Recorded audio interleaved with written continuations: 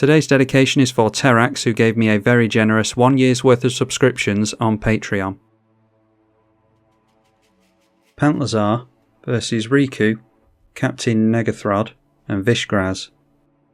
Fast mana along with a means of fixing our colours, hopefully. Yeah, we'll keep that. Riku cracks an Evolving Wilds. And we draw into a new one in Pergantius Hammerskull. So let's just try and have our Soul Ring survive a turn cycle. Would really like to get down a Topiary Stomper on our next turn. And looks like we're going to be keeping our Soul Ring, Sakura Tribalkai into play for Riku. Alright, and another basic for us. We've only got 10 basics in the deck, 6 of which are basic forests, so this is pretty unlucky, but fix our white mana here with the Topiary Stomper. And eventually it might be that Enlightened Tutor can take us into a Smothering Tithe or something. Our opponent over here has got down a Swarmyard and follows that up with the White Bitter Blossom, Skrelv's Hive, Wolf Infiltrator for the Dimir player, more ramp in the form of a Cultivate for the Riku player. I'm not going to go for Enlightened Tutor now, we can do it during the next turn cycle. Wanted to see what we draw into there. It is a very, very good piece of removal printed in the new set, but not a red land unfortunately, so couldn't have cast the Smothering Tithe anyway. Maybe go for a Tranquil Frillback and we can get rid of the Skrelv's Hive.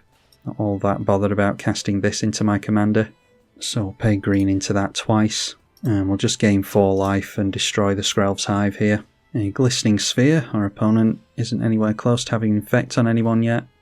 One step further away thanks to the Skrelv's Hive. Not worthy that we're not going to run shy of green mana anyway, but there is a Yavimaya in play now. Seeing a Gaia Reach Sanitarium now. If our opponent activates that, I'll go for the Enlightened Tutor in response, but instead decides on a Herald's Horn to make his stuff cheaper. This is obviously a horror deck, so argument to be made for us going for the Tutor now, before Riku's blue mana untaps, but he can hold up blue mana for a Smothering Tithe that will reveal to him anyway, so we'll try and encourage him to tap down next turn. The Wolf Infiltrator goes in towards the Vishgraz, so it might be that everyone's worried about Infect. Discarding a Black Sun's Twilight in order to draw a card with the Wolf. And there is double blue available for our opponent now, and decides to go in for a Riku. We will go Enlightened Tutor now, and throw the Smothering Tithe on top of our library. So we know what we're drawing into. Just making 1 treasure from this will do, but obviously we'd rather keep it in play for multiple turns and make lots and lots of treasures. So that comes down, and yeah, we're just passing the turn here. Might be able to go for a Get Lost if we feel the need. I'll take the Tranquil Frillback in towards Riku to show everyone that I'm worried about that commander. Get our first thematic treasure token from the Vishgraz. And there we see a Monumental Facade. Remove an oil counter on it to put an oil counter on an artifact or creature you control, but only as a sorcery. And they've got down a Mind Stone, followed that up with a Maskwood Nexus. Not sure what creature type they're aiming for there. Maybe they want everything to be an insect. We'll see if Herald's Horn manages to get anything off the top for our opponent. Nope, doesn't reveal anything. And there's another treasure token for us, so yeah, I think we're going to have to use some removal on this Riku. We'll see what our opponent does. Getting down a Dimir Signet, followed by an Arcane Signet. And then the blue player tapping down is good. A Phyrexian Rager when it enters, draw a card and lose a life. Yeah, we're going to go Get Lost onto the Riku because our opponent's not going to remove it. And when they draw a card, they're going to give us another treasure. We'll draw a card to this as well. And they go in towards us. We've got 44 life, so not too worried about that. And discarding to the Wharf a Navigation Orb. Okay, and our opponent decided to tap out here. That is Revel of the Fallen God, making a bunch of Satyrs with haste. And I'm guessing our opponent's going to turn in sideways here. Yep. Okay, there's a Nature's Law, which I may well have to go for this turn, especially if we go for our commander. We can only get the... it's not Cascade, is it? What's it called? The Discover effect once with this, so it's not like we can play a dinosaur into it and continue to discover. So let's play the commander, and that will discover 4. We will use the ability and see a bunch of stuff revealed there, but managed to get into a Sky Shroud Claim, which is even more ramp for us, so I'll play that without paying the mana cost. That will fix our colours for sure. So we'll play the Jetmere Garden and get down a Stomping Ground intapped. I'm not going to play any more dinosaurs until we get the ability off this refreshed, so that'll be next turn. Let's just ramp here, go for the Nature's Law. We've well and truly fixed our mana here, thanks to holding on to the Smothering Tithe and the Sol Ring. That's made all the difference. Get down another tapped Shockland. If our opponent had played the Riku there, I would have gone for the Bronzebeak Foragers and just foregone the fact that we don't discover. It would be nice to probably see the back of this as well and take this out, but we'll leave it another turn cycle. Can swing in with the Topiary Stomper now, so I'll swing in at Riku and we'll hold back our other two blockers. Might be that we can hit some commanders with the Bronzebeak Foragers on our next turn cycle. Making a Shapeshifter with the Maskwood Nexus suggests that he doesn't have much going on in hand. 4 cards available to him. I'm playing a Fight Rigging now. We'll need a creature with power 7 or greater in order to make this relevant, but it does put a plus counter on the Changeling. Herald's Horn triggers again for the Dimir player, and this time it does show us something. That is a Hunted Horror, but playing a Brain Stealer Dragon. Not sure of this one. At the beginning of your end step, exile the top card of each opponent's library. You may play those cards for as long as they're exiled, and when a non-land permanent an opponent controls enters under your control, they lose life equal to the mana value. I mean, that's bad news against us. We want to get rid of that as soon as possible. This going into the left again, so continuing to loot with the Infiltrator. So just discarding the Hunted Horror. Doesn't like the idea of giving someone tokens maybe. Grabbing off us a Nahiri's Resolve, which is a means of triggering Discover without playing a creature. I don't think that's going to be of much of an issue to us with all this mana, so probably best to try and get into a better dinosaur. Exiling an Ishkana over here, so maybe it's Spider Tribal. And here, a Hornet Queen, our opponent, got some good stuff there. Riku playing a Sol Ring. I wouldn't be against seeing the Riku again here, although I imagine he's just playing a big spell. Alright, Green Sun Zenith, where X is 8, puts a green creature straight onto the battlefield. Seems as though Riku's gone for a token build. Alright, seeing an Elder Scale Worm. We've got bigger dinosaurs than that, thankfully. So this time, all the satyrs go in at the left against the Changeling Spider player, whatever this is. Alright, a non-land card off the top, please. Well, that'll do. A Awakening Sun's Avatar. Destroy all non-dinosaur creatures, so it will leave this in play. We could hopefully get something really big off this, with it being a 7/7 thanks to the Discover. And it also removes this, which we want to see the back of as well, so yeah, I think this is a no-brainer. And Awakening Sun's Avatar does happen because we cast it. We'll put Pantlaza on the stack first. There are 1 or 2 non-dinosaur creatures in the deck, so we'll have Awakening Sun's Avatar happen first, just in case we cascade into something here. So blowing up a bunch of stuff. And it's noteworthy that even though we can only do this once, it is a May ability, so we could get lots of triggers on the stack and only say yes to one of them. I'm not sure why that would be relevant, but it is something to bear in mind. There is a Guardian Project, which I don't mind having in play either. Not sure I'm going to play a dinosaur into it though here. Don't think there's really any need. We keep these creatures in hand for more interaction, and we're playing around a board wipe here as well. Alright, so let's go into the left, and yeah, I'm thinking this horror deck's a little bit more casual, so I'm more worried about what Riku's doing here. Trying to get my opponent to block with this Shapeshifter over here. So 7 damage at Riku, 4 at the Changeling player. A Parallel Lives for the Junk player over here, making another couple of Shapeshifter tokens. Never seen anyone actually make the tokens with this, but our opponent's getting a bit of a board going because of it. Only 2 cards in hand though.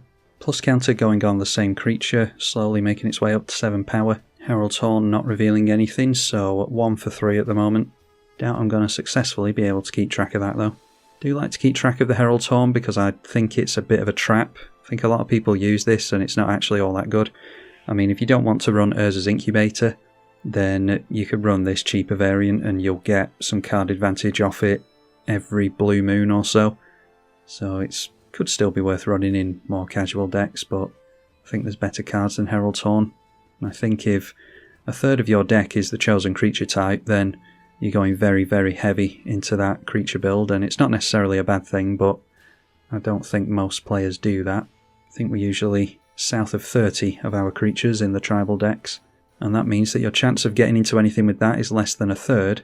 A third is pretty bad odds anyway. I mean, 50-50, I'm not sure I'd run it. 50-50, maybe, but a third, definitely not. And below a third, definitely not again. Anyway, the Nahiri's Resolve is coming into play from our library, or our exile zone. So our opponent will have haste. And that is a Pilfered Plans. Target player mills 2 and you draw 2. Not particularly worried about milling 2. The Verdant Sun's Avatar would have been good to get into, but I think we would have drawn the land first anyway. Even though this is a big creature, it only has 5 toughness, so it's not incredible with Discover. Now our opponent could, with the Nahiri's Resolve, exile his artifacts. He probably should do that, because the Summoning Sickness doesn't really matter on these. When do they come back? Yeah, at the beginning of the next upkeep. And this triggers at the beginning of the next upkeep, so maybe leave the Herald's Horn in play. Yeah, and does correctly exile his Signets here in order to protect them against a potential board wipe. So it's noteworthy that now with the Bronzebeak we could exile our own Nahiri's Resolve, and then when the board does get wiped we get this back when the Bronzebeak goes down. And now that our opponent is playing a Riku, I'd be more tempted to do that next turn. And then we see a Slime Moulding where X is 2, so going to make an Ooze token, but not managing to put the mana into it with Riku. Alright, managed to get into a land anyway, so drop the plains, and I think we just go in for the Bronzebeak Foragers, see what we can discover 4 with. And with some of the surplus mana, maybe we can put some stuff in the bin so that our opponents can't get it back. Alright, so Pantlaza will trigger, we will put that on the bottom, then draw with the Guardian Project after we go for the exile with the Foragers. So Riku, Nahiri's Resolve, and a number of targets here. Maskwood Nexus is tempting, because I'm not sure why you'd have that if you didn't care about creature types. It's between that and the Parallel Lives, I think. Let's go for the Maskwood Nexus. Draw a card to the Guardian Project, which clears a land off the top, so we're not drawing into that next turn, although would have got rid of it anyway with the Pantlaza. And that reveals to us a Garruk's Uprising, which is more card draw, so that's good. Might be tempted to play out the Pugnacious Hammerskull in order to draw a couple before the board gets wiped. See what we draw into here. Won't be getting another Discover trigger this turn. Yeah, Kessig Wolfram. Let's go for this thing. Draw a couple more cards. So the trigger for our commander does still go on the stack, but we can only resolve it once a turn, only say yes to it once a turn. So it doesn't do anything here. Draw another land, and another land, superb. Well, we cleared a bunch of lands off the top at least, so that we're not drawing into them next turn, but yeah, we really need to be doing something more relevant here. This is where it may well be good that we end up with the Nahiri's Resolve in play, because if we don't have creatures to play into our commander, then we can at least flicker them into it. So I'm going to go down the middle with everything this time. Seems as though our opponents are struggling with cards, and I'll deal as much damage as I can when I can deal it. But yeah, it may well we can get an opponent to run some spot removal into this so that they can try and get their permanents back, at which point we will respond with the second ability here. We don't have to do it at sorcery speed, do we? No, we don't. It's noteworthy actually that the Riku is underneath this, so they haven't put it into the command zone. So maybe hoping to wipe the board. We'll encourage them to use it, or the spot removal that they might have access to. Alright, Asceticism, going to give hexproof to everything, so we got down the Bronzebeak just in time apparently. Plus counter going on a different creature this time, and continuing to hold up the blockers against the dinosaurs. Alright, so even though they don't have the enchantment anymore, the Nahiri's Resolve is going to trigger and bring back the Signets. Doesn't matter about Summoning Sickness on those, of course. Herald's Horn is in play at the beginning of the upkeep, so it will trigger. And again, so that is 2 for 4, 50% hit rate there, Defiler of Flesh. A Temple of the False God in play, and throwing out that Defiler of Flesh in order to cheat some mana.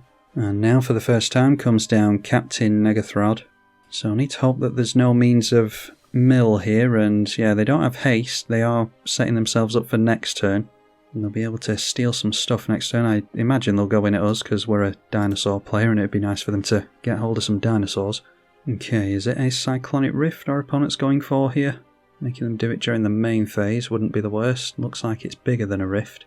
Okay, that's a Brain Geyser. Target player drawing X cards. X is 8. Putting it onto the Infect player Don't know why he wouldn't draw cards himself. Is he just looking to scoop soon?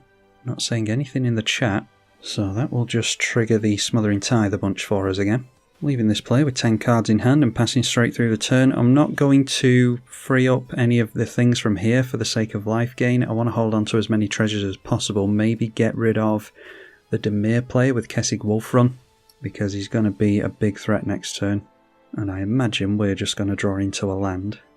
Or not. There is a Zakama, Primal Calamity. Well, that's a pretty damn good one. So let's definitely get down Kessig Wolfrun.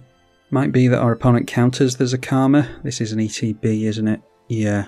So we might not be able to untap the Kessig, so while I could float mana with this, I think it's a bit risky to tap it down against blue players. So yeah, we'll just tap down all this mana. And we will play ourselves a Zakama, Primal Calamity. Priority being held up by the 3-colour player over here, but allowed to land. Again, we'll put Pantlaza on the bottom. Okay, just been allowed to draw 10 cards and then scoops, because of course. Hopefully that doesn't start off a chain reaction here. And then the draw effects can go on the stack, and Zakama will untap all of our stuff. Drawing to a Thrashing Brontodon, another means of artifact and enchantment removal. Goring Ceratops is double strike. Don't have haste at the moment. Might be able to get into it with the Pantlaza though. Instead it is a Greater Good, a means of keeping our hand full, so we're looking pretty commanding at this point. We've had the mana for a while, but nothing to do with it. So we can just turn in sideways here, see how our opponent blocks. We can always bolt the Riku as well, so yeah, let's swing in with the Bronzebeak. Or do we want Riku to deal with that himself? Yeah, we'll force him to deal with that himself. Go in with the 6/6 Trampler, which will not get a stun counter. Might as well swing in with the Topiary Stomper as well, it's pretty useless. All of our stuff has trample thanks to the Garruk's Uprising. So we'll see how they block here, might want to throw some lightning bolts around. But we're looking to pump up with the Kessig Wolfrun. Alright, blockers have been declared, so Riku decides to give up. So Kessig Wolfrun onto that thing I was going to say. Yeah, looks like our opponents don't fancy their odds of being able to get into spot removal. I mean, there were going to be a couple of players left there, and any one of them could have drawn into a board wipe, so yeah, not sure what the script is there, but that's Magic Online for you. We're looking very, very commanding once this thing hits play, especially now that we can sacrifice the Bronzebeak Foragers. We can go for Nahiri's Resolve and protect our board, the important creatures on our board at least, as well as keeping our hand full with the Greater Good itself. So yeah, that was pretty damn good. A bit of a slower paced dinosaur deck than anything like Gishath or stuff like that, but you can get a hell of a lot of card advantage from this thing. We do have some flicker shenanigans in the deck, like the Thassa, the 4-mana Thassa, Ephemera and stuff like that. Eerie Interlude and the like, just didn't see any of it this game. But I'm assuming that this is going to be a pretty popular commander, the pre-con decks usually are.